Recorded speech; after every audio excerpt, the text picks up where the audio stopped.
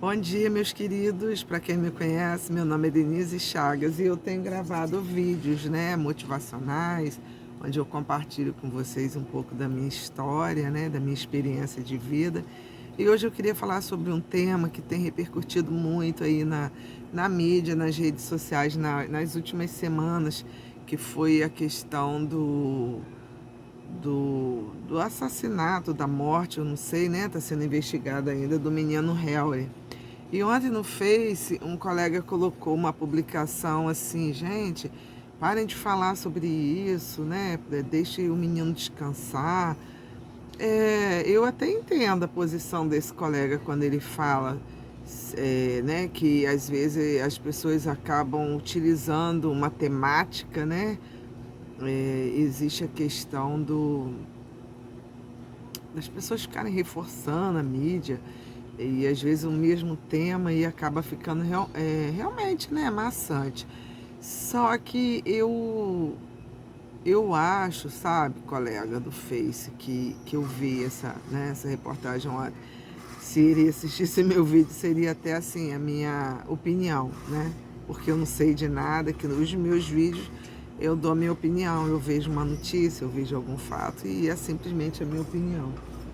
E a minha opinião é que, por mais que doa, a gente ficar falando a mesma coisa, o mesmo tempo e reforçando, às vezes em assuntos que não são, tão agradáveis de se ouvir, eu acredito que o tema violência, ele precisa realmente estar como temática na mídia, nas redes sociais. A gente tem que estar discutindo isso, falando sobre isso, opinando, divulgando, Vamos usar esse termo divulgar, porque durante muito tempo as pessoas se calaram, as bocas ficaram fechadas, tudo era proibido, né?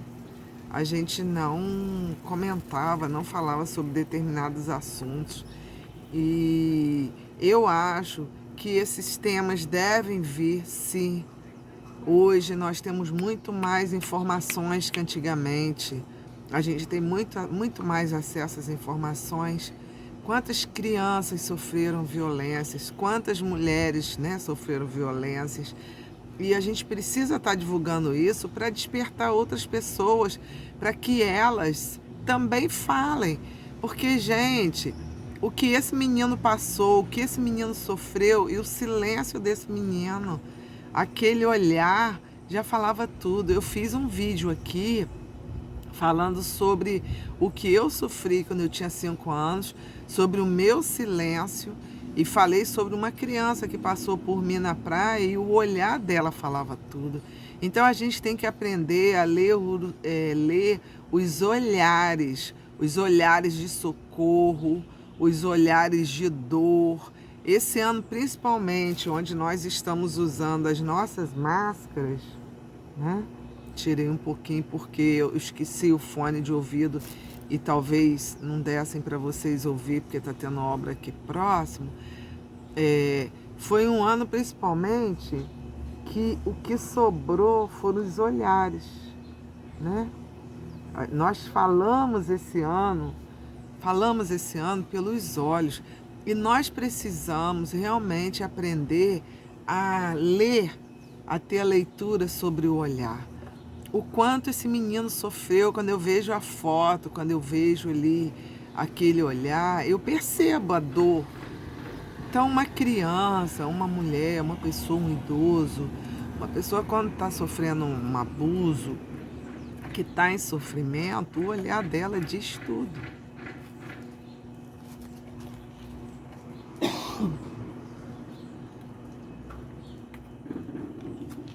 Garganta secou porque eu já estou na caminhada, Minha aguinha, como sempre.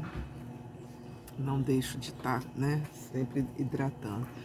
Então, gente, por mais que doa falar desse tema, a gente tem que estar divulgando sim, porque esse menino, ele não conseguiu verbalizar, ele até verbalizou, mas talvez a pessoa ali do lado, o adulto, pode ter achado que ele estava fantasiando, que era exagero, né?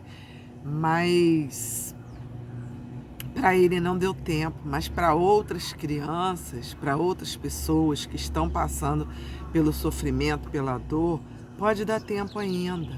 Pode dar tempo ainda. Então, divulgando esse tema, divulgando os vídeos e falando, outras crianças que estejam passando por situação similar, pode começar a verbalizar, pode começar a falar. Alguém faz isso comigo. Eu assisti também alguma coisa falando assim, quando uma criança não quer ir, eu acho que foi um comercial, quando uma criança não quer ir a algum lugar, quando uma criança não quer ir no colo daquele adulto, quando a criança chora, quando ela diz não, quando ela faz birra, observe por que essa criança está fazendo isso. O que está levando essa criança a, a ter essa reação. Observe a reação das crianças, observe a reação das pessoas que sofrem. Porque se a gente começar a observar, a gente vai começar a ter um olhar diferenciado diante da dor. Eu aprendi muito, sendo assistente social, a perceber nos meus atendimentos, através dos gestos, através do olhar, da escuta. Eu aprendi muito na minha profissão durante os últimos anos aí, né? Trabalhando como assistente social, já era professora, professor, a gente também consegue ouvir muita coisa. Só que, infelizmente, o professor, às vezes, 35, 40 alunos numa sala, ele ouve, mas ele acaba se achando impotente diante de alguns fatos, ou, às vezes, o professor também se silencia diante de alguns fatos. E o Estatuto da Criança, que foi criado em 1990, ele vem justamente para isso, porque o professor que não denuncia, o profissional que sabe que a criança está passando por algum tipo de violência e não comunica aos órgãos responsáveis, ele responde. Existe multa e existe, no caso, punições, né?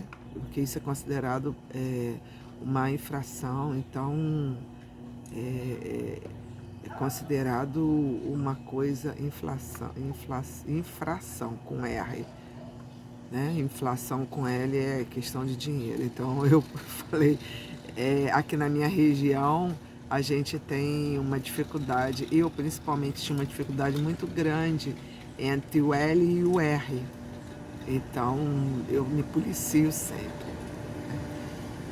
Então o objetivo desse vídeo é esse, gente, nós ficarmos atentos aos olhares, ao silêncio, aqueles que não conseguem verbalizar, o silêncio também é resposta.